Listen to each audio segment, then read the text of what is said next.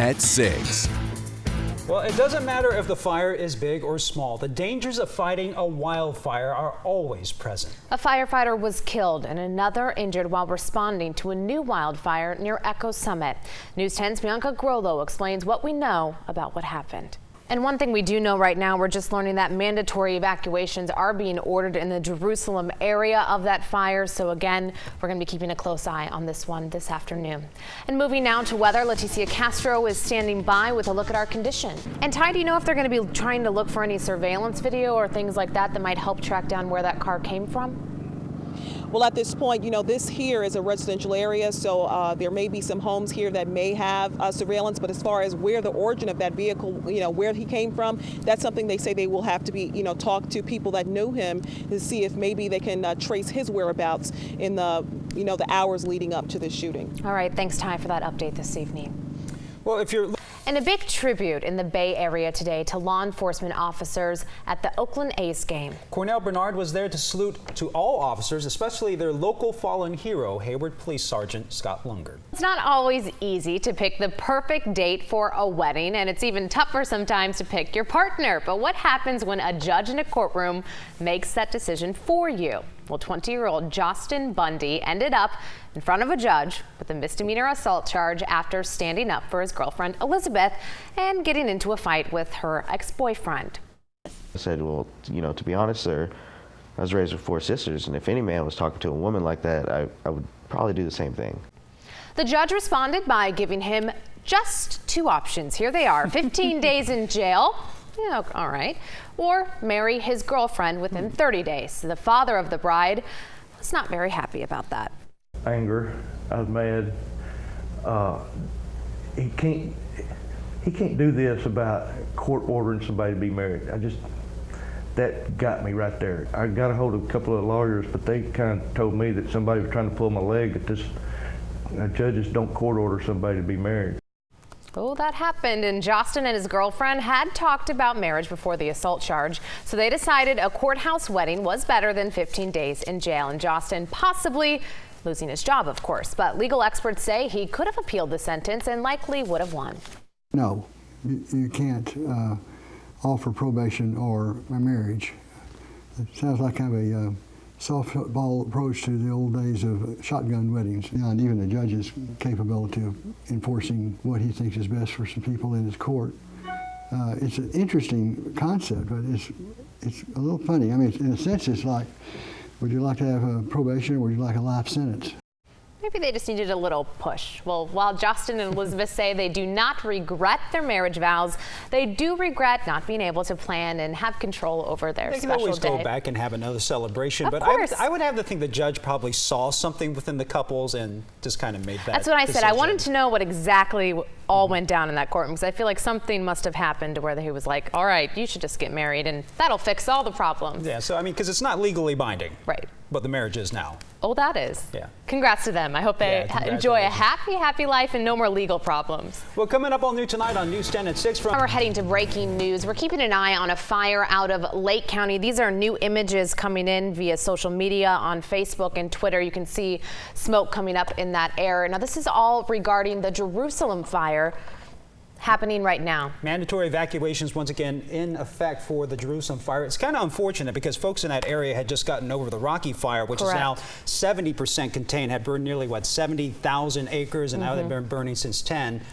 days ago. And a lot of people thought, well, finally we're getting a break from all the fires in that area, and so to see this fire now sparking up again, that's pretty scary. Again, and it is at 200 acres at this moment. We're going to be keeping a close eye on it throughout the evening. Brian's here with sports. Time for some delicious, tasty pie. I know we all like pie. Yes. We had some pie in the newsroom today. We did. Apple pineapple. I can promise you the A's like pie 10 times more than you do. It's just a great thing when they bring those out. And anytime you see the Oakland A's celebrating a walk-off, you know the pies aren't far behind.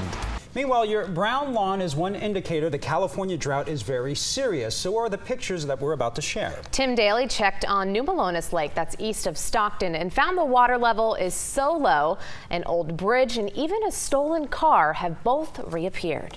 Thanks, Leticia. And in this week's Capital Connection, wildfires still on the top of the mind for many people living in California, especially as we just have a new one popping up. And with the fire season likely to continue for months now, what does that mean for our firefighting budget? News 10 political contributor and Capitol Bureau Chief for Capitol Public Radio, Ben Adler, is here with some of those details. So, Ben, where are we at right now with the firefighting budget? It's incredible. In just the first 3 weeks, which is the latest data that the state has available, California burned through 20% of its firefighting budget the first 3 weeks of July for the entire fiscal year that starts in July and ends in June.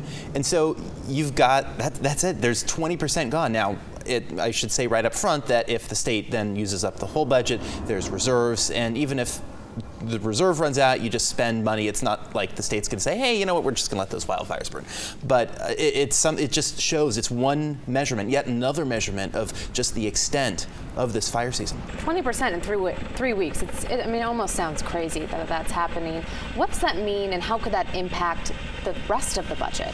You know, the way it'll impact the rest of the budget is if the entire firefighting budget gets used up, and then the entire reserve gets used up. Then if state revenues are coming in low, then you might find a little bit of a deficit. So there's a lot of things that would have to go perfectly wrong for other programs to be in trouble. On the other hand, look at this fire season. A lot of things have been going pretty wrong. And that reserve, that's something that's planned on when the budget is made? Is that when that's decided upon? Exactly. And that's not even counting the state's rainy day fund, which voters have augmented by passing Prop 2 last fall. This is just the regular budget reserve, just like you might keep a savings account, and then beyond that you might have money that you're trying to set aside just in case of emergency break glass. This is the savings account for the state, the budget reserve, which is available. It's there in case there are cost overruns in the budget. And over a decade ago, California approved a deficit borrowing program. It's known as the Economic Recovery Bonds, and billions of dollars later, they have finally paid it off, which is great news. But did it go as expected? You know, we have to go all the way back to shortly after Arnold Schwarzenegger was elected governor in the recall, and the state had a $35 billion budget deficit. And so Arnold and many Democratic lawmakers and some Republican lawmakers, they said, hey, you know what we want to do is we want to ask the voters to approve some deficit borrowing, deficit bonds. And so there was a $15 billion bond measure put to voters, along with a companion measure that created the rainy day fund that we just talked about. And so it passed, and finally, after almost a dozen years or over a decade, it's paid off. But it did cost state taxpayers nearly $20 billion. So the $15 billion or so borrowing, they only ended up borrowing about $14 billion, and then an extra $5 billion in interest and fees and all that. And all of that, and the state never really, it's not like the state zoomed out of the deficit because of it. There was still a deficit there. And so the lesson that a lot of folks took from that, and particularly highlighted this week when the Brown administration and the state treasurer announced that everything's been paid off, is don't do this again. I was going to say, do you think that this could impact decisions in the future? Well, it's a good lesson. The convenient thing, of course, is part of the propositions that were approved back in 2004. The state isn't now allowed to do that anymore. But in case anyone's thinking of changing that and going back to voters and asking for permission to change that, you've got a pretty stark lesson here. And again, it's why when you're in a deficit, you either raise taxes, you make budget cuts, or some combination. You don't try to deficit spend, deficit borrow. And then late Friday, Governor Brown granted parole for 51-year-old Michelle Norsworthy. That's the inmate who wanted a sex change surgery. That surgery was going through the court system and was stayed pending the state's appeal. Now that she'll be out on parole before the end of the week, do we know what this means for her surgery? Well, we don't entirely know yet, because I think the state is hoping that it can get her out of prison before a judge says you need to provide the surgery. And yet, I think it's pretty easy to see what the state is trying to do, and a judge, presumably no fool, that's how you become a judge, presumably you're not a fool. So you would hope, right? Yeah, exactly. So the judge could say, hey, I see what you're doing here, and I'm not going to let you get away with it. Right. We don't know. We'll have to see. I guess it'll take a few more days still before the inmate's going to be released. The state did announce late Friday, when the governor said he was going to not mess with the parole board's decision, that there's another case involving another inmate, and they had reached a settlement to provide surgery for that inmate. All right, we'll definitely be watching. Thanks, Ben, for joining us. And No Ryan, problem. we're going to... Thank you, Emily. Thank you, Ben. Another app to try is Quizlet. It lets students create flashcards, tests, and study games, and they can all be saved on the phone. No flashcards needed. And I'll tell you what, I couldn't do homework by myself. No. Like, if I had a child, like, how am I going to help them? I'm not that smart, especially with all the math. And flashcards for me, by the time I made them, it was already time to take the test. I could never actually flash through them. So and there's that whole thing like called procrastination. Guilty. Yeah, very guilty. And coming up next on News 10 at 6, normally the mom-to-be is behind any pregnancy surprise, but up next, the viral story of a dad surprising mom that she is expecting. Well, whether it's news headlines, Facebook, Twitter, or any other social media outlet, there's always something new going on that's going viral and don't online. You want to know about it? Yeah. I want to be in the know. So what was it this week? On Facebook, there's a new trend for profile pictures. Have you seen it? I've seen it. You recognize this person? Who's that? Who is that? That's Where's me. Wayne's World? Waynesville. It's my hometown. Oh, this is Waynesville. And it's in, in Missouri. Yeah, I don't know if you've ever heard of it. Middle of the country. I worked there. Well, meme pictures with Straight Outta fill in the blank. Somewhere. It's all for a new movie, Straight Outta Compton, that comes out on Friday. But see, this is how you represent your hometown, like that. Straight out of Pinole. Yeah. Pinole strikes fear in the hearts and minds of the entire Bay Area. Such a serious face there. I mean, a lot of people are having fun with this, and then this is our editor, Christy. We're really not sure what she's doing. Straight out of Birdbath. There you go. But this is just a genius idea by the folks from Beats by Dre and the folks that are doing the Straight Outta Compton movie. I mean, free advertising. You have all these athletes that are doing it right now, and it's amazing to see. Who doesn't love repping where they're from? I mean, I love telling people where I'm from, and I think you feel the same. Pinole, P-Town. You can do it too. All you have to do is go online and fill it out. And when you see pregnancy surprise videos posted online, it's usually the wife surprising the soon-to-be dad, or sometimes the couple surprising all of their family. Well, not in this case. Sam's wife, Nina, told him she thought she could be pregnant, but she hadn't taken a test yet. So he decided to surprise her. The couple already has 2 kids, and Nina normally does not flush the toilet at night, so she doesn't wake the little ones. He took advantage of that sample. That's pretty bold to take a pregnancy test for her. What did you do? Did you get a dropper out of the toilet? No, you didn't. I did. No way. Are you serious right now? No way! So I'm pregnant. Yeah, Mommy. Pregnant? I'm gonna have a baby. I love the look on those little kids' face. What? They're like, wait, there's going to be more than 2 of us?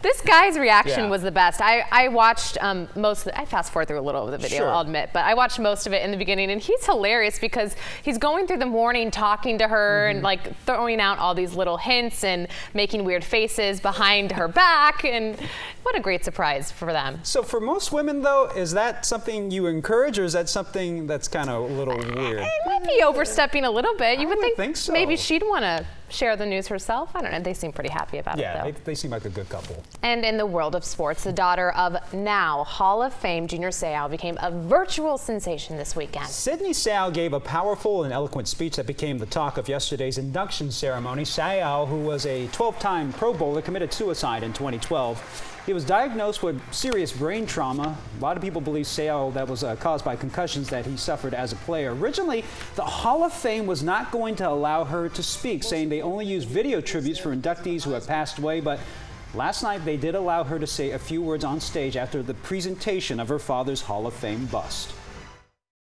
I know at times it seemed as if everything you accomplished in life wasn't enough, but today and every day since you held me in your arms for the first time, you were more than just enough. You were everything. She was a great speaker, and in the words of News 10's Brian May, he had basically called the hall gutless at first. For not allowing her to speak, and I think a lot of people shared that sentiment. It was good to see the Hall of Fame have a change of heart, letting her speak about her father. Because there was kind of a video floating around online, I think it was the New York Times, that they let her read her speech that she had planned to say, and she was very emotional. It was wonderful, but then it was really great that she got to share it with everyone who was watching and all the fans out there. And once again became the talk of the Hall of Fame. Yeah. No question. And moving now to weather, Leticia is standing by. Man, what a weekend. We are lucky. It's been beautiful. Absolutely. During the next acres, we're hearing reports on social media that could be as large as 1,800 acres. A lot of the resources from the Rocky Fire that was down to 70% containment is now being diverted to the Jerusalem Fire. They really lucked out that it was decent timing that they can move some of that to where it's needed now. And of course, we'll be keeping a really close eye on it. If you have pictures or see any smoke in your area, we'd love to see them. You can always share them with News 10 on Facebook and Twitter. And thank you so much for joining us tonight for News 10 at 6. We'll be back at 11 o'clock and have a very great end to your weekend.